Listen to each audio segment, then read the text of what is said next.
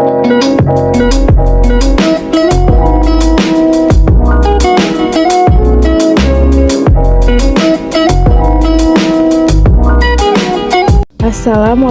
warahmatullahi wabarakatuh. Perkenalkan, nama saya Cipta Ilma Kasih dengan NIM 0322011116. Di sini saya akan menjelaskan tentang fungsi bilangan teoretik. Definisi fungsi bilangan teoretik. Fungsi bilangan teoretik adalah fungsi matematika yang memetakan bilangan bulat ke bilangan real atau kompleks. Fungsi ini mempelajari sifat dan perilaku bilangan dalam konteks teori bilangan. Definisi fungsi bilangan teoretik secara eksplisit bisa berbeda-beda, tergantung pada jenis fungsi yang dimaksud. Selanjutnya, terdapat beberapa fungsi dari fungsi bilangan teoretik. Yang pertama yaitu fungsi MU atau fungsi Mobius. Fungsi MU dilambangkan U dan N, didefinisikan sebagai berikut. Yang pertama, jika N adalah bilangan bulat yang memiliki faktor prima kuadrat, maka UN sama dengan 0.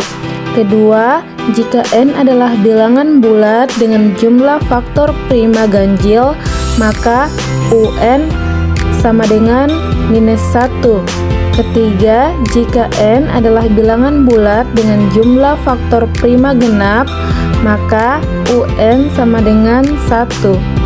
Contoh, tentukan nilai fungsi MU dengan lambang U dari MU8.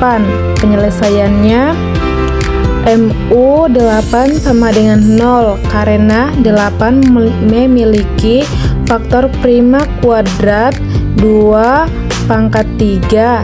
Jadi nilai-nilai dari fungsi MU yang dilambangkan U adalah U8 sama dengan 0. Selanjutnya yaitu fungsi P-Euler atau fungsi Totiet. Fungsi Totiet-Euler dilambangkan P dan N. Fungsi Totiet-Euler didefinisikan sebagai jumlah bilangan bulat positif yang lebih kecil dari N dan relatif prima dengan N, tidak memiliki faktor prima yang sama dengan N. Contohnya, hitung nilai fungsi Totiet-Euler P dari P10.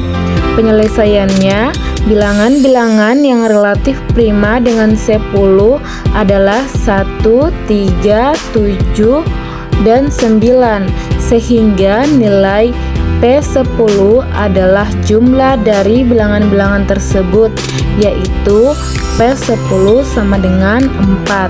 Selanjutnya, fungsi sigma atau fungsi pembagi. Fungsi sigma yang dilambangkan seperti yang ada di PPT berbentuk Q dan N didefinisikan sebagai jumlah semua pembagi positif dari N termaksud 1 dan N itu sendiri. Contohnya yaitu hitunglah nilai sigma 12.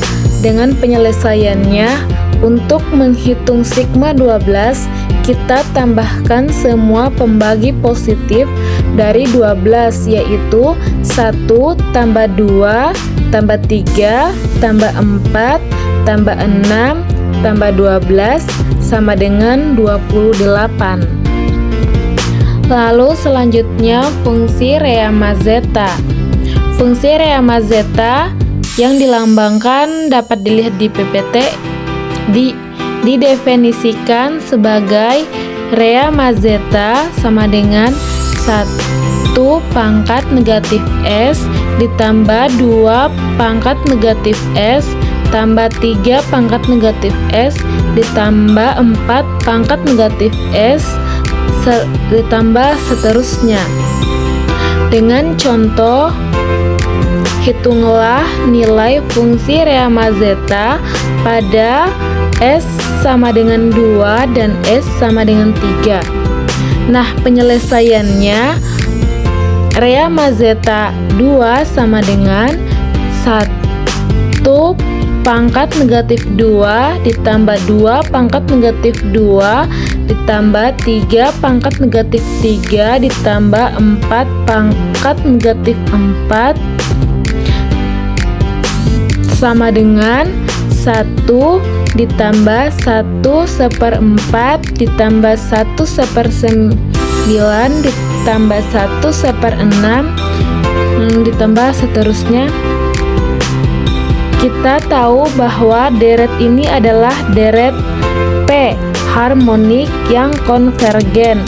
Nilainya dapat dihitung sebagai fungsi rea mazeta 2 sama dengan Pi pangkat 2/6 atau juga kita bulatkan menjadi 1,64493. Jadi nilai-nilai dari fungsi rea mazeta pada S sama dengan 2 adalah fungsi rea mazeta 2 sama dengan 1,64493. Fungsi partisi. Fungsi partisi yang dilambangkan dengan Pi dan N dapat dilihat di PPT, didefinisikan sebagai jumlah partisi dari bilangan bulat N, yaitu jumlah cara unit untuk mengurai N menjadi jumlah bilangan bulat positif. Contohnya, hitunglah nilai partisi dari bilangan bulat 4.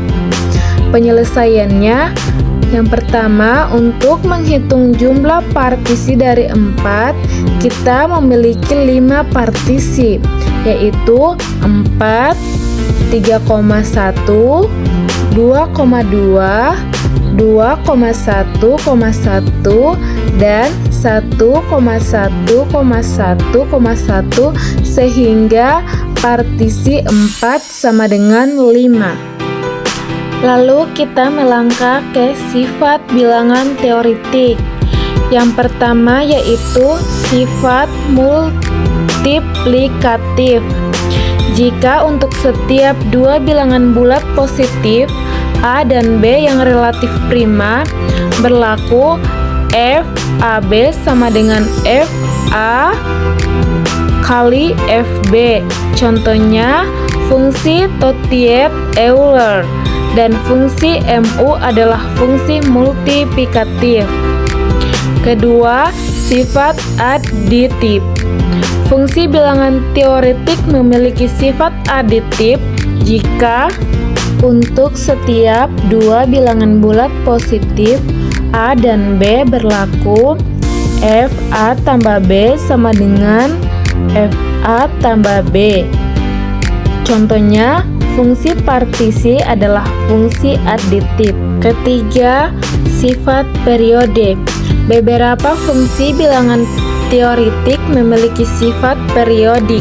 Artinya, nilai fungsi berulang dengan periodik tertentu. Contohnya, fungsi sigma memiliki periode 2, di mana sigma 2n sama dengan sigma ditambah n ditambah 2 dan sigma 2n ditambah 1 sama dengan sigma tambah n tambah 1. Keempat, sifat rekursif. Beberapa fungsi bilangan teoritik dapat didefinisikan secara rekursif, yaitu nilai fungsi pada n tergantung pada nilai fungsi pada bilangan yang lebih kecil. Contohnya, fungsi partisi dapat didefinisikan secara rekursif menggunakan partisi dari bilangan yang lebih kecil. 6. Sifat keterkaitan dengan bilangan prima. Beberapa fungsi bilangan teoritik sangat terkait dengan sifat bilangan prima seperti fungsi MU yang terkait dengan faktorisasi bilangan. Ketujuh, sifat keterkaitan dengan teorema bilangan teoritik. Beberapa fungsi bilangan teoretik muncul dalam konteks teorema dengan bilangan teoretik tertentu, seperti fungsi Totien dalam teorema Euler. Yang terakhir yaitu yang kedelapan, sifat asistotik. Beberapa fungsi bilangan teoretik memiliki sifat asistotik yang menggambarkan perilaku fungsi saat bilangan cenderung tak terbatas.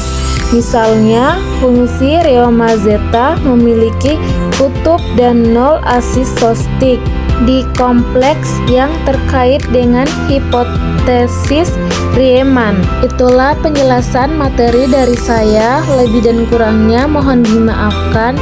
Saya akhiri dengan ucapan wabillahi taufik walhidayah. Wassalamualaikum warahmatullahi wabarakatuh.